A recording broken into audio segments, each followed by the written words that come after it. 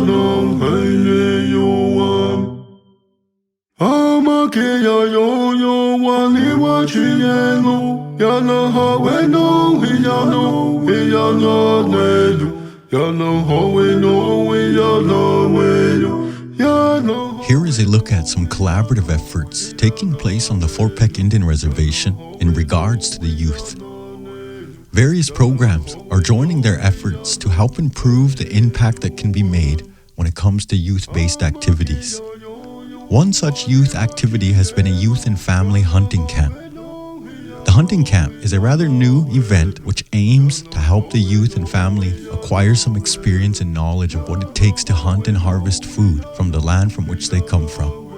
Various people that have the knowledge and skills were brought in to teach the youth and give them a hands-on experience. And how I seen it and how I wanted to do it was to be able to bring the skills back to the people, and bring back to the children, also the young men, young women, but also be family oriented, because we strive to do the family 101, meaning that we're trying to bring families back into this way of life and back into be able to survive off the land and also through the culture. The skills that we wanted to teach was be able to field dress the deer, be able to harvest the deer, and also to take care of it, and the cultural teaching of doing those things, and also the teaching of what parts you could use, like the hide, the head, the brains, and the horns.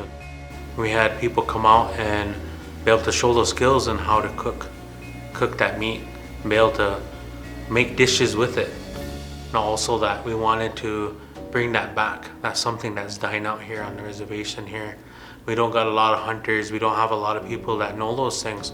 So what we're trying to do is, like how I said, family oriented, make sure that the families are there with their children so that when they learn, they could teach their children. We wanted the kids involved in it, hands-on. I showed them where to put their hands, how to cut it. Be careful because you got sharp knives and you don't want to cut your finger. I had some individuals, some young kids, they were really shy. They kind of stood back. But I had a few that kind of got up there close and watched me do this and do that. I actually I handed him a knife. Okay, pull your hand, put your hand right here, and you cut this around his pelvis part. It's stay close to the bone. Pull it with your fingers. Pull the meat and the innards away from the skin, and curve your knife around it, and show them the importance of it. So I just coached them, and I just let them go. I just stood out of the way. As I get older, I see that our kids, they're stuck on a computer. They're stuck in front of the TV playing that game. None of them's ever really went out and played ball, played tag. They're growing up into a modernized world, I should say, whereas nothing's hands-on anymore. We can't skin deer on a computer. You can watch it, but you can't skin deer. A buffalo, same way. The gun safety part of it was something that was really important. Some of the kids that were there had went through hunter safety, but they never actually held the gun or never held a firearm before. So when we went down to the brush to walk some brush, we kind of did a little crash course of gun safety. Reminded them to keep the gun pointed in the air, not to be pointed at anybody unless you're gonna take that animal's life. I said I remember times. I said when I was a kid like you, I said we would go and hunt. I said and we would drop deer off to people. I said we would skin them out. I said take them, quarter them up, take the meat, and I said we'd pass it out. I said a lot of these times, I said it wasn't. I said at the time I didn't know. I said but those were our relatives that we were taking care of. I said and that's what it is to be a hunter. I said you provide for families. I said you take care of the people. I said, those are the things that we have to do. And with the culture camps, those are the teachings that we tried to pass on. You know, those teachings to the younger generation. Because like my brother was saying, it's starting to become a lost art, I guess you would say.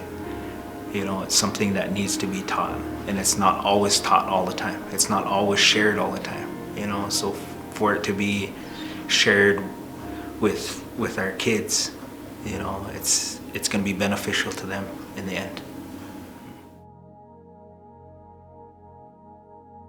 Another such individual that was brought in to share some expertise was Mike Staples from Minnesota, who is an accomplished trapper. Mike willingly shares some of the basic knowledge of trapping and is always willing to teach anyone that may be interested.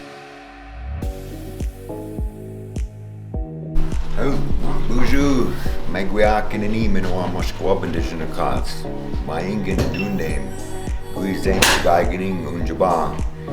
My name is Mike Staples, man in the woods in Ojibwe. I'm from the Boy Lake area in Minnesota, and I've been a trapper for 9 years. And I'm here today to talk a little bit about trapping. So, we'll get started with the basics on the land trapping. The animals, I just want to go over the most effective way and easiest way to do trapping by using snares. For the reason is because of how light they are and how many you can pack around in the woods. And but basically what we got here is a cable with a lock on it. And when an animal puts his head or walks through the snare, he's gonna close that lock and he won't be able to, it don't go back. You know, with him pulling, it just keeps getting tighter. So he'll choke up, and then you anchor this off to a tree, or another way is anchoring it to what we call a drag, where it's just the same concept. You got a snare, but you got the snare tied onto a stick, and he's gonna put his head through the snare and just drag this stick until he gets tangled up.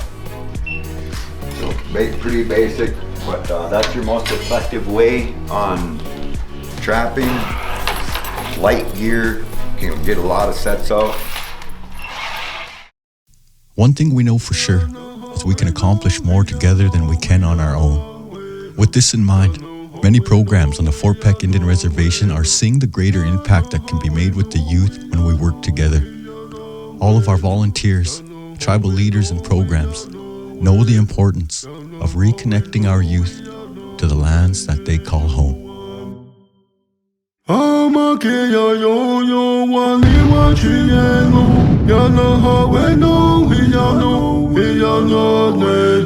Ya no ho we no we ya no we yo. Ya no ho we